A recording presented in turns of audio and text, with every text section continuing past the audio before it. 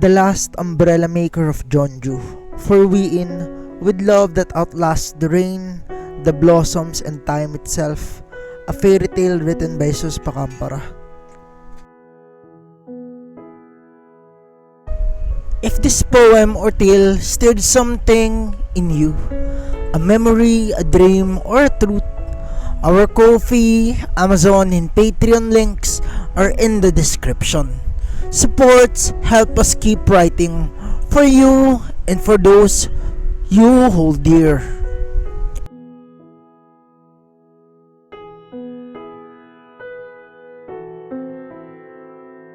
Never got to say goodbye, and beneath a hand-painted umbrella, the girl who left and the boy who stayed finally found each other again, not in time but in memory. The weather in Jeonju didn't make sense that day. The sun was relentless, high, golden, oppressive, yet the clouds swept as if they were mourning something the earth couldn't speak of. People rushed to tuck themselves into cafes and souvenir shops, caught off guard by the strange timing of the rain. It was the kind of heat and rain combination that made your soul ache for a poem, or perhaps someone to walk beside you who understood. Wheein stood in the middle of the Hanok village road, the scent of roasted barley and chalk lingering in the air. She was here for a short escape, a quick breath away from Seoul where meetings piled like rain clouds and the responsibilities never truly let go. Being a newly opened CEO of a boutique music and arts label sounded glamorous to some, but we knew better. It meant 12-hour calls, urgent memos at midnight, clients with visions and tempers, and pressure that pressed on her like 1,000 hands. Her friend said she deserved a vacation. Her heart told her she needed something else entirely. That was why she was here. She came for the food, she told herself, for the hanbok rental, for the bibimbap, for the pictures, for the sketchbook that lay unopened in her tote. She told herself she would walk, eat, collect souvenirs for her staff, and maybe find something real again. But what she found was a man. "Miss," he called softly, just as she lifted her head to the sunlit drizzle. "You'll melt if you stay in this rain." His voice felt like music someone used to hum in her in another life. Familiar, frighteningly so. He stepped forward, an umbrella extended in his hand. It was no ordinary one. The canopy was cream-colored canvas, not nylon, and the hand painted with falling cherry blossoms, so delicate they seemed to flutter in the breeze. She stepped beneath it, unsure why. "Thank you," she murmured. He gave a polite smile, the corners of his lips shaped by kindness and craftsmanship. "You're not from around here," he said. "Seoul," she replied. "Here, well, for everything." "You picked a strange day. Jeonju doesn't usually cry under the sun," he said. Wheein chuckled quietly. "It matches me then." They stood here awkwardly for a heartbeat. The rain tapped its rhythm against the umbrella, and for a moment the world stilled. "Would you like to walk?" he asked. "Do you do this for every tourist?" "No," he said, a hint of shyness beneath his confidence. "Only the ones I've drawn before." Wheein blinked. "Drawn?" He smiled again. "I'm Jess. I make umbrellas, paint them, fix them, watch them break. It's a dying art. I guess I'm dying with it." She would tell herself later that she didn't know why she agreed, but perhaps she did. Perhaps something inside her remembered long before she consciously understood. They walked the Hanok village alleyways together. He showed her a noodle shop where the broth felt like home, a hill where the local painters left notes to strangers under the trees, and the craftsman's corner where the wind told secrets through bamboo chimes. She met him again the next day, and the next. Jeonju wasn't so big after all. At first, their meetings were coincidence, But then the coincidences turned to familiarity. He brought a chestnut pancake one morning. She waited outside his shop the next.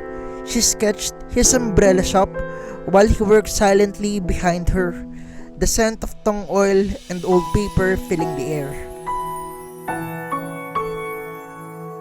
They never once mentioned love, only time and time for them moved gently. Wheein found herself dreaming strange things. A man's ink-stained hands brushing her hair behind her ear. A small village house with lanterns.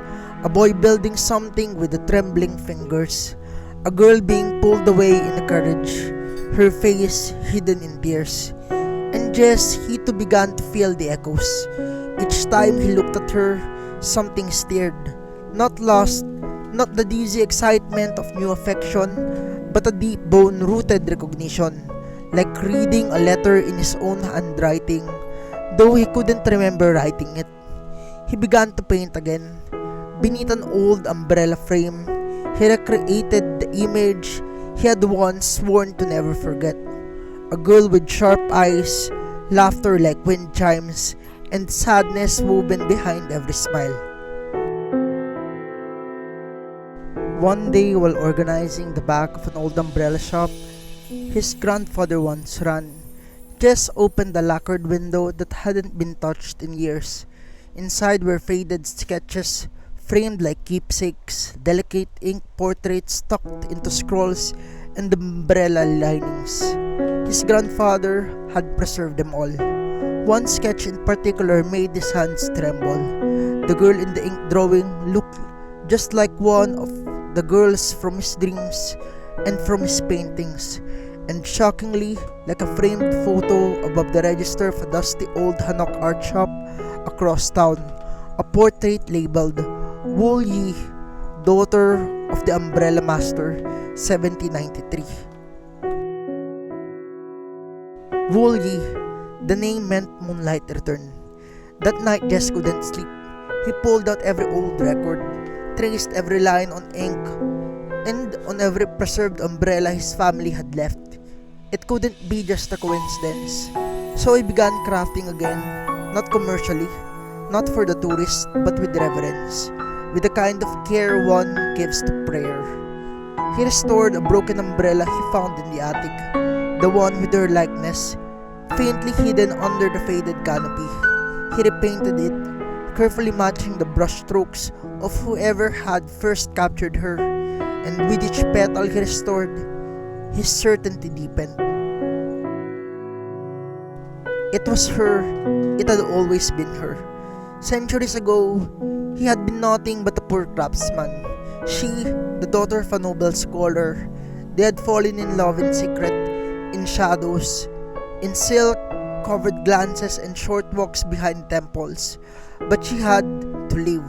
Her family moved to Hanyang, and he stayed. In desperation, he poured his soul into the only thing he could offer, a final umbrella, not of fabric and thread alone, but bound by his life force. In his final days, he embedded the last blossoms of spring into it, sealed with a single prayer, let her remember. And now here he was, Wheein again. One late afternoon, after a bowl of kungutsu, he turned to him as they sat on the stone step of day. Do you believe in past lives? He didn't hesitate. He said, I do. Do you think maybe we'd loved before? He looked down at his hands. I dreamed of you, of dying while holding something I never got to give. She reached over and without a word took his hand. Then the offer came. A prestigious art residency in Paris, full funding, 6 months of peace, gallery shows, global acclaim. It was the kind of opportunity you couldn't refuse. Wheein packed slowly. Just didn't ask her to stay. You deserve the world, he said. I don't want the world, she replied. I just want to make things again. She stood by the Jeonju stream that night before her train, holding the umbrella he had first offered her. When she opened it, cherry blossoms fell, not because of a mechanism or magic. but because the universe remembered. She turned. Jess was behind her, soaked in the quiet rain, face unreadable. I'm not leaving, she said. Not again. And she kissed him. I want to take you to Seoul, she whispered. If the world needs my art, then it needs you too. Come with me. Years passed. They married in the courtyard, strung with paper lanterns and white hanbok. Jess opened a small shop just behind the tea house in Seoul, nestled between a flower vendor and an old book cafe. He named it The Blossom and the Brush. He only made one umbrella a year, each a prayer, each a memory, each an offering. Wheein kept the original in their home, mounted on a wall, petals still embedded in the fabric. When their friends asked about it, she smiled. My lover made it for me, she said. Once in a lifetime, maybe twice. And on rainy days, they walked together under its shade, hand in hand, never hurried, never lost. Because this time, they had found each other before goodbye. This story is for Wheein always. When it rains under the sun, some say it's foxes getting married, but I say it's you and I, meeting in weather too strange for memory, yet perfect for love that outlasts time. This piece is dedicated to my dearest sunshine, Kim Yongsun. Please show her your love and support on her channel, Solarcido. She's the heart behind so much of the light I share here. If you enjoy poems, short stories, and heartfelt journeys like this one, stay a while and see if any of my work resonates with you. I'd love for you to consider subscribing if you find a piece of your heart here. Also, feel free to leave a comment about what new story formats or poems you'd love to see. Your voice helps shape this growing storybook we're building here. Thank you for walking this world with me. Have a nice day.